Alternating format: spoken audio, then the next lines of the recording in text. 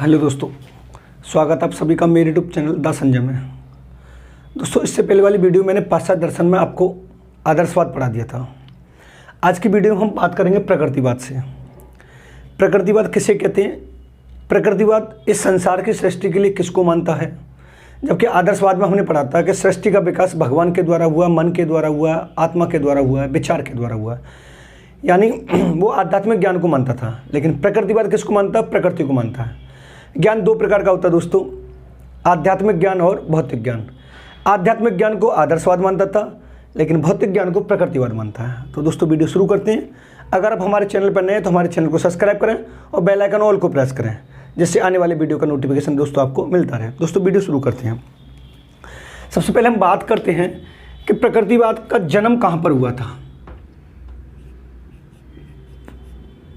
तो दोस्तों, इसका जन्म हुआ था यूरोप में। अगर प्रयोजनवाद जब हम नेक्स्ट वीडियो में पढ़ेंगे तो उसका जन्म हुआ था अमेरिका में। यहाँ से क्वेश्चन पुटअप होने के पूरे चांस होते हैं कि प्रकृतिवाद को कौन सा देश लाने वाला है, तो यूरोप लाया था।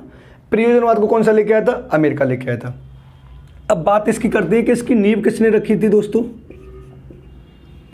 तो नींव इसकी दोस्तों रखी थी डेमोक्रिटस ने। लेकिन दोस्तों, इसके जनक माने जाते हैं रूसो।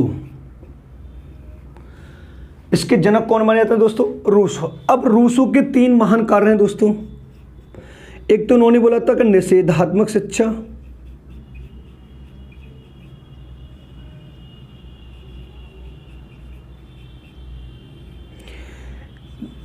दूसरा नकारात्मक शिक्षा,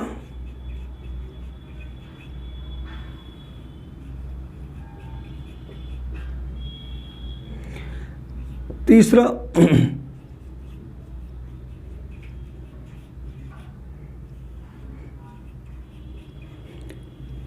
पुस्तकीय ज्ञान का विरोध, नेक्स्ट आता दोस्तों प्रकृति की ओर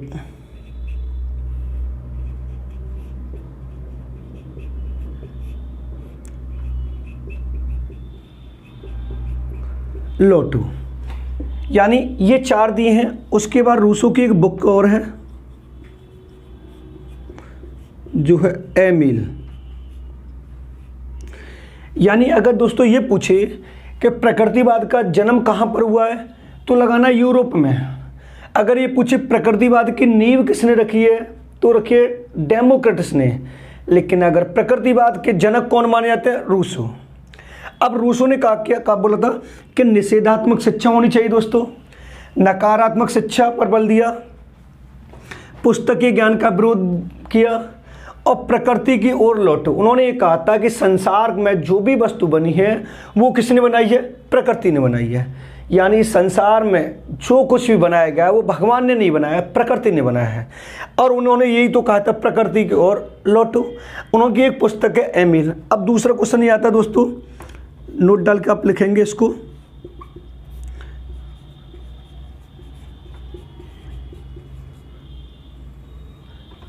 प्रकृतिवाद को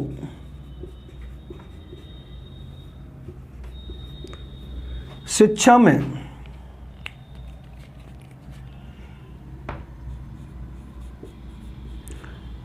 प्रयोग किया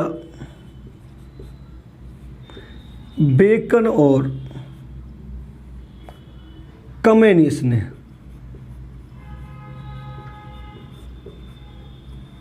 किसने किया दोस्तों, बेकन और कमेनियस ने। जनक निषेधात्मक शिक्षा, नकारात्मक शिक्षा, पुस्तकीय ज्ञान का विरोध, प्रकृति की ओर लौटो, ये कहा है दोस्तों रूसो ने। इतना काम प्रकृतिवाद की एक इंट्रोडक्शन होता है कि प्रकृतिवाद कहना क्या चाहता है, ये सब कहना चाहता है। अगर ये पूछे कि प्रकृति की ओर लौटो किस वैज्ञानिक ने कहा है, किस दार्शनिक का है, तो रूसो लगाना है। पुस्तकीय ज्ञान का विरोध दोस्तों किसने किया है, प्रकृतिवाद में रूसो ने किया है। निषेधात्मक शिक्षा पर बल किसने दिया है? रूसो ने दिया है। नकारात्मक शिक्षा पर बल किसने दिया है? रूसो ने दिया है। रूसो ये कहते थे कि बच्चे को फ्री छोड़ दीजिए, आप पुस्तक के ज्ञान का विरोध कर दीजिए। एक और अभी उन्होंने जैसे बोला कि पुस्तक मत दीजिए, बच्चे को फ्री छोड़ दीजिए, प्रकृति में वो जैसे सीखेगा वैसे सीख लेगा। इस वजह से इन्होंने बाल केंद्र शिक्षा पर बल दिया। अगर ये पूछे कि प्रकृतिवाद में मुख्य स्थान किसका है दोस्तों, तो आपको लगाना बालक का है। आपने नोट करें, फिर आगे चलते हैं दोस्तों।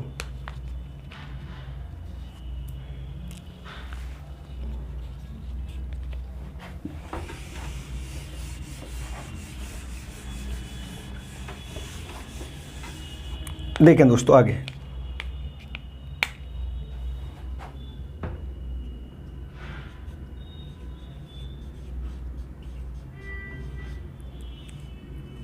प्रकृतिवाद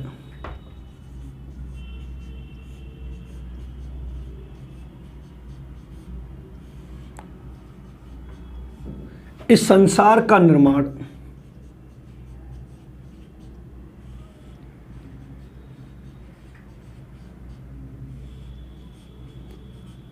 प्रकृति से मानता है। किससे मानता है दोस्तों? प्रकृति से मानता है। नेक्स्ट करते हैं,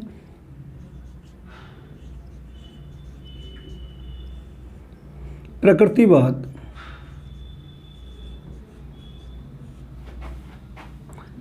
इस संसार को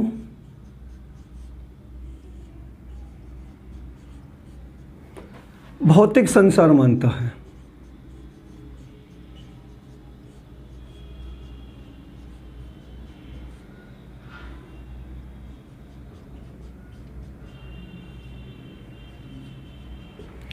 ठीक है दोस्तों, नेक्स्ट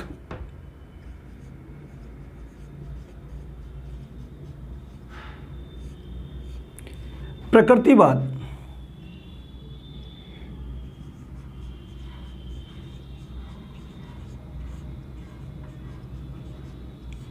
भौतिक ज्ञान पर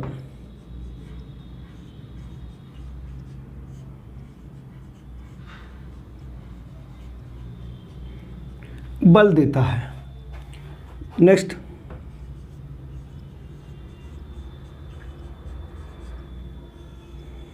प्रकृतिवाद में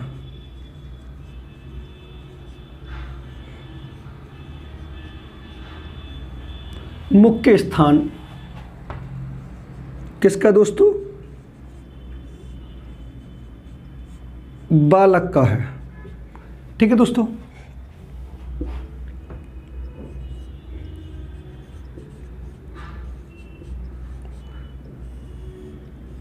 प्रकृतिवाद का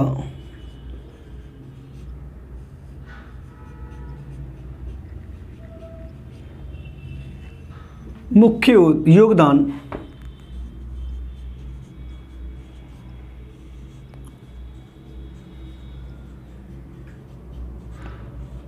शिक्षण विधियों में है। ठीक है दोस्तों, नेक्स्ट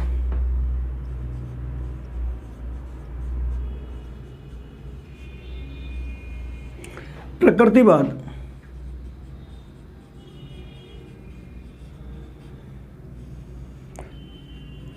अपरिवर्तनशील नियमों पर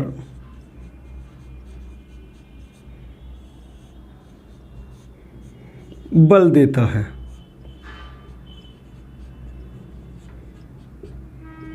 यानी ये कहता है कि संसार में जो भी नियम बने वो परिवर्तनशील नहीं हो सकते, एक बार जो बन गए वो बन गए। प्रकृति को तो भी हम चेंज नहीं कर सकते। नेक्स्ट,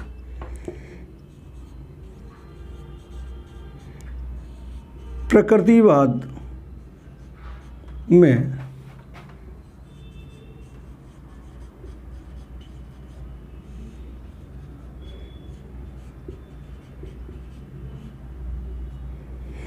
अध्यापक का स्थान पर्दे के पीछे है। यानी एक मार्गदर्शक के रूप में हो रहता है, बाकी पीछे रहता है, बाकी सारा काम जो भी कार्यभार करता है वो बालक करता है।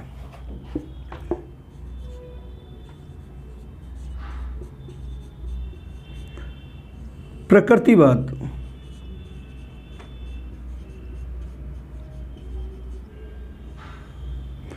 मुक्त्यात्मक अनुशासन पर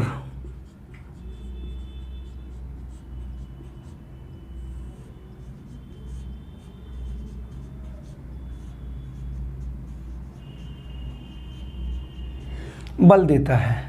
यानी किस अनुशासन पर बल देता है दोस्तों? मुक्त्यात्मक अनुशासन पर बल देता है। यानी छात्र को फ्री छोड़ दीजिए, वो जैसे रहेगा वैसे अपने आप सीख लेगा, उस पर कोई बंदिश मत लगाइए। अगर एक बालक किसी दीपक को पकड़ने के लिए जा रहा है तो उसे फ्री छोड़ दीजिए, अगर उसको पकड़ेगा जल जाएगा तो उसके बाद फिर नहीं जाएगा। यानी स्वतंत्रता दी गई है इसमें प्रकृतिवाद में, लेकिन आदर्शवाद में नहीं दी गई है, प्रयोजनवाद में नहीं दी गई है और यथार्थवाद में नहीं दी गई है। क्वेश्चन यह पूछा जाता है कि मुक्त्यात्मक अनुशासन के जनक कौन है? या तो प्रकृतिवाद लगाना दोस्तों, या फिर आपको रूसो लगाना है। अगर ये पूछे कि प्रकृतिवाद इस संसार का निर्माण किसके द्वारा मानता है, तो प्रकृति के द्वारा मानता है। प्रकृतिवाद इस संसार में किसको वास्तविक मानता है? तो भौतिक संसार को वास्तविक मानता है। यानी भौतिक संसार वो होता है दोस्तों कि जो मानव के द्वारा बनाया गया है। यानी दो प्रकार का होता है, मैं आपको इधर बता दूं, एक होता भौतिक,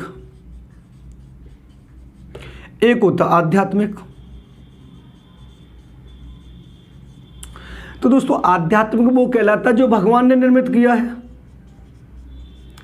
लेकिन भौतिक दोस्तों वो कहलाता है जो मानव ने निर्मित किया है। यानी मानव के द्वारा निर्मित जितनी भी वस्तुएं हैं वो दोस्तों क्या कहलाती हैं? भौतिक कहलाती हैं। भगवान के द्वारा जितनी भी निर्मित वस्तुएं, जितनी भी संसार है, वो क्या कहलाता है दोस्तों? आध्यात्मिक कहलाता है। तो प्रकृतिवाद किसको मानता है? भौतिक संसार को मानता है, वो कभी आध्यात्मिक को तो मानता ही नहीं।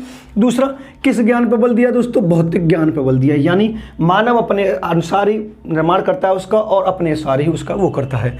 प्रकृतिवाद में मुख्य स्थान किसका है दोस्तों?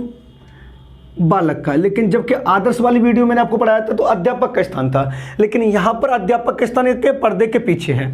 अब प्रकृतिवाद का मुख्य योगदान क्या है दोस्तों? ये वेरी वेरी इंपॉर्टेंट है, ये कई बार पूछा जा चुका है कि प्रकृतिवाद का मुख्य योगदान किस में है दोस्तों? तो शिक्षण विधियों में। यानी हमारे पढ़ाने की जो विधि हैं उनको निर्धारित कौन करता है? प्रकृतिवाद। जबकि आदर्शवाद किस में था? शिक्षा के उद्देश्य निर्धारित करता था। प्रकृतिवाद कैसे नियमों का पालन करता है? अपरिवर्तनशील। यानी प्रकृति को हम चेंज तो नहीं कर सकते, ऐसा तो नहीं हो सकता कि सूरज को हम पश्चिम की उगा दें पूर्व की जगह, या कुछ और कर दें, गर्मी के दिनों में ठंड आ जाए, ऐसा कुछ नहीं हो सकता। यानी प्रकृति ने जो नियम बना दिए वो कभी चेंज नहीं हो सकते। अब प्रकृतिवाद का मुख्य स्थान दोस्तों किस में है? वो पर्दे के पीछे है। यानी एक निर्देशनकर्ता के रूप में एक अध्यापक का स्थान होता है। अगर बालक अपने आप सीख रहा है, अगर बालक कोई गलती कर रहा है तो उसे थोड़ा बहुत बता देगा कि आप ये वाली गलती मत करिए, इसको ऐसे करिए। बाकी जितना भी कार्यभार है वो कौन करता है? बालक करता है। अब प्रकृतिवाद किस अनुशासन पर बल देता है? मुक्त्यात्मक अनुशासन पर बल देता है दोस्तों, इसको भी इंपॉर्टेंट डाल लेना। सुपर टेट दोनों में एक एक क्वेश्चन पूछा गया है कि दमनात्मक अनुशासन किसके द्वारा निर्मित किया गया, प्रभावात्मक अनुशासन किसके द्वारा निर्मित किया गया, और मुक्त्यात्मक अनुशासन किसके द्वारा निर्मित किया गया। अगर ये पूछे मुक्त्यात्मक अनुशासन के जनक कौन है, अगर ये ना आए तो फिर आपको रूसो लगाने हैं। आप इसको नोट कर लीजिए, फिर आगे चलते हैं दोस्तों।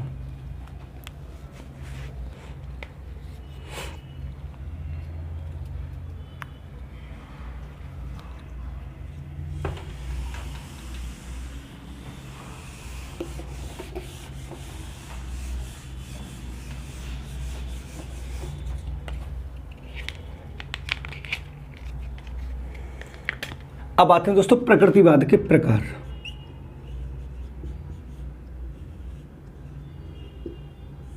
देखो, पहला होता है दोस्तों परमाणुवादी प्रकृतिवाद।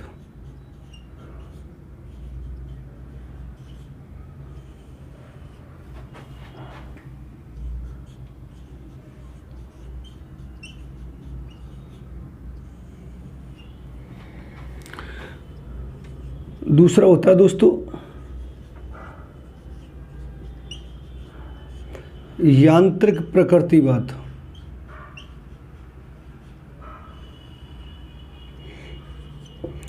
तीसरा होता है दोस्तों वैज्ञानिक, जिसको हम भौतिक भी बोल सकते हैं, प्रकृतिवाद।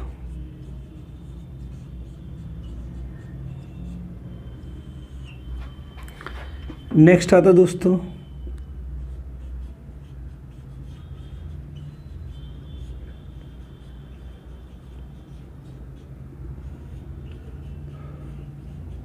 जैविक, प्रकृतिवाद।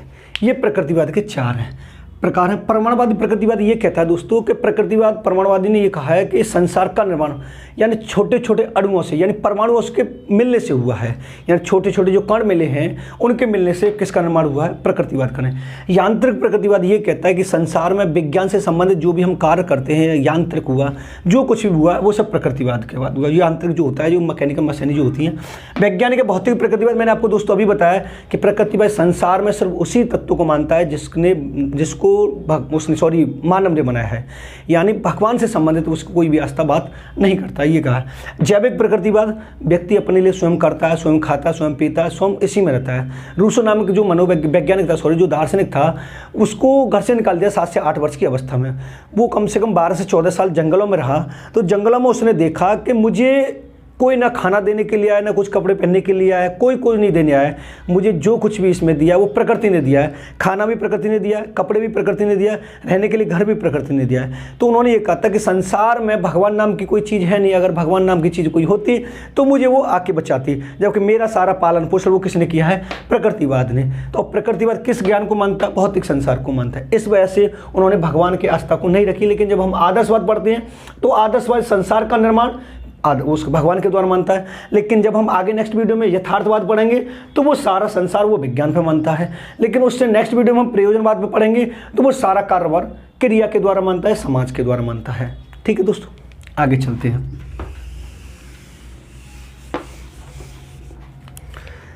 अब आते हैं दोस्तों इसकी विधियां।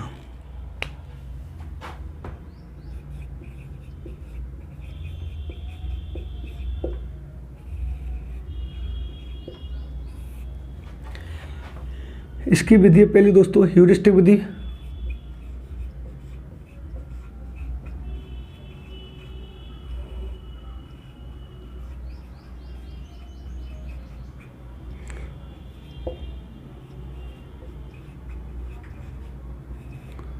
डाल्टन विधि।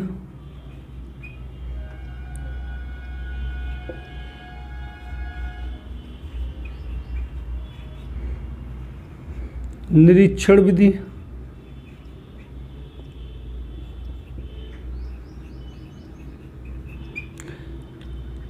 प्रत्यक्ष विधि। और नेक्स्ट आती है खेल विधि। इसके जनक है दोस्तों H.E.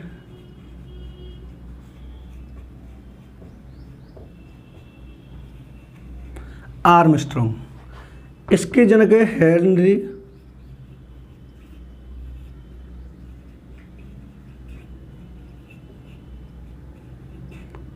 पार्कहर्स्ट। इसके जनक हैं फ्रोवेल।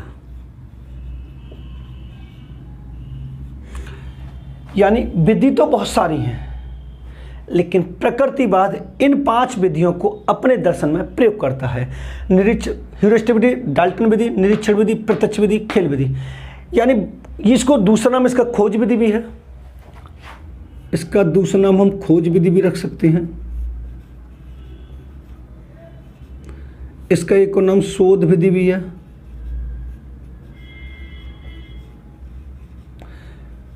इनके भी जनक कौन है दोस्तों, H.E. आर्मस्ट्रांग। यानी बच्चे को प्रकृति में फ्री छोड़ दिए, वो कुछ न कुछ खोजता रहेगा। एक नन्ना वैज्ञानिक किसने माना है, प्रकृतिवाद ने माना। डाल्टन विधि क्या होती है कि जब छोटे छोटे कण मिलकर हम कार्य करते हैं, जो भी सीखते हैं वो क्या कहते हैं, डाल्टन। निरीक्षण विधि, प्रकृति में जो व्यक्ति जाएगा, अपनी आंखों से देखेगा, नई नई वस्तुओं को सीखेगा। अगर मैं एक क्लास को क्लास में पढ़ा रहा हूँ, लेकिन जब एक दूसरा टीचर अपनी क्लास को गार्डन में ले जाकर किसी बगीचे में सिखा रहा है, तो बगीचे वाली क्लास ज़्यादा शिक्षित होगी, उसे स्थानीय ज्ञान मिलेगा और एक प्रत्यक्ष ज्ञान मिलेगा। निरीक्षण करेंगे। प्रत्यक्ष विधि उन्हें डायरेक्ट जो भी दिखाया जाए, जो भी सिखाया जाए वो दिखाकर सिखाया जाए। खेल विधि, बच्चों को खेल खेल के द्वारा भी सिखाया जाए। आप इसे नोट कर लें, फिर आगे चलते हैं। अगर ये पूछे कि ह्यूरिस्टिक विधि का दूसरा नाम क्या है, खोज विधि, शोध विधि, इनके जनक कौन है, H.E. आर्मस्ट्रांग। डाल्टन विधि के जनक कौन है, हेनरी पार्कहर्स्ट। खेल विधि के जनक कौन है, फ्रोवेल। शायद 68,500 में ये वाला क्वेश्चन पूछा गया। ये तो यूपी टेट में भी कई बार पूछा गया है। खेल विधि के जनक कौन है, फ्रोवेल।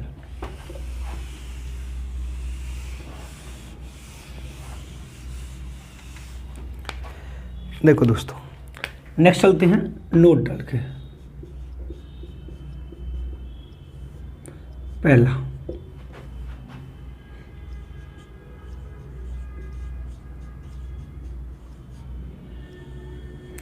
प्रकृतिवाद बालक को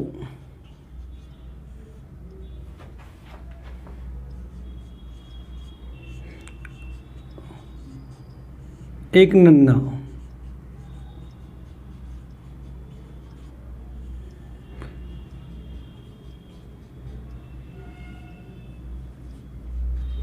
वैज्ञानिक मानता है।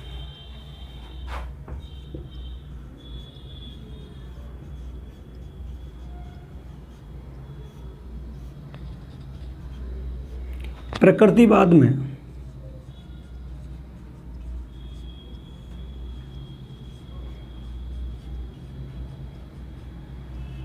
शिक्षक की तुलना बीज से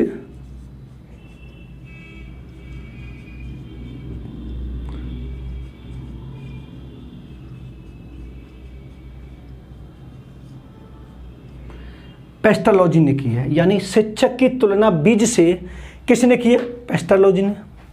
नेक्स्ट,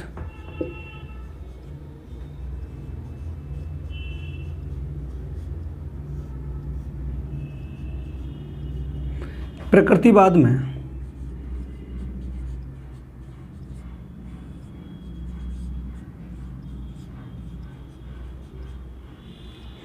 शिक्षक की तुलना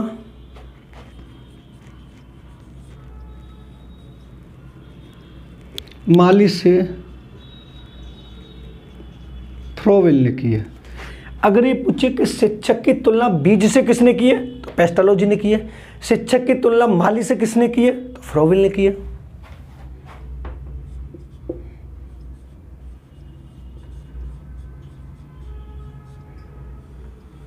प्रकृतिवाद करके सीखने पर बल देता है।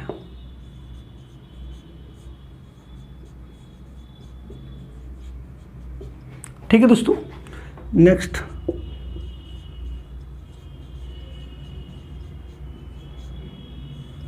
प्रकृतिवाद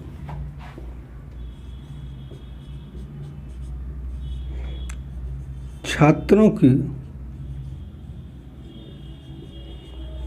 इंद्रियों के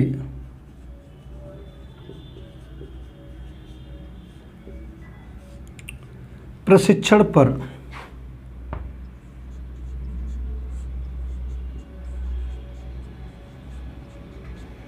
बल देता है।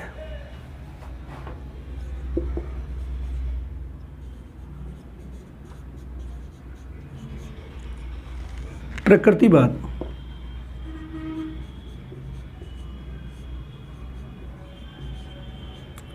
अपने दर्शन में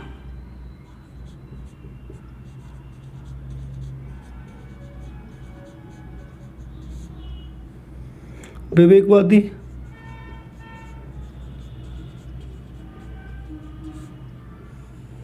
अनुभववादी और आलोचनात्मकवादी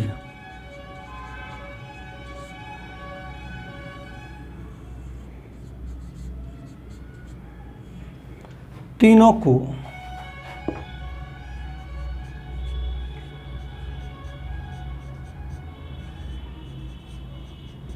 मानता है।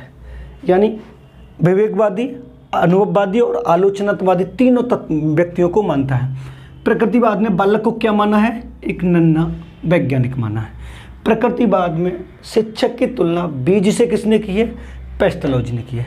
प्रकृतिवाद में शिक्षक की तुलना माली से किसने की है? फ्रोवेल ने। प्रकृतिवाद किस पर बल देता है दोस्तों? करके सीखने पर बल देता है। प्रकृतिवाद छात्रों की इंद्रियों के प्रशिक्षण पर बल देता है कि छात्र को फ्री छोड़ दीजिए, वो अपनी इंद्रियों के माध्यम से कुछ न कुछ सीखता रहेगा। प्रकृतिवाद अपने दर्शन में विवेकवादी, अनुभववादी, आलोचनावादी तीनों को मानता है। ठीक है दोस्तों। नेक्स्ट,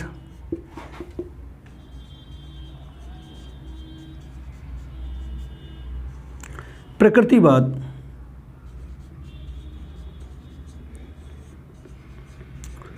बालक के लिए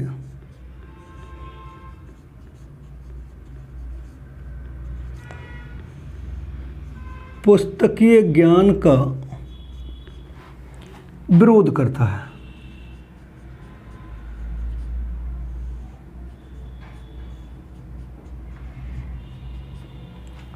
यानी वो पुस्तकीय ज्ञान को बिल्कुल नहीं मानता, वो कहता बिल्कुल छात्र को फ्री छोड़ दीजिए। ये था दोस्तों प्रकृतिवाद। अगर दोस्तों वीडियो पसंद आए तो वीडियो को लाइक करें और शेयर करें और कमेंट करना ना भूलें। अगर आप हमारे चैनल पर नए हैं तो हमारे चैनल को सब्सक्राइब करें और बेल आइकन ऑल को प्रेस करें, जिससे आने वाले वीडियो का नोटिफिकेशन आपको मिलता रहे। आप इसको नोट कर लीजिए, प्रकृतिवाद को आपको समझना मुश्किल बहुत सिंपल है।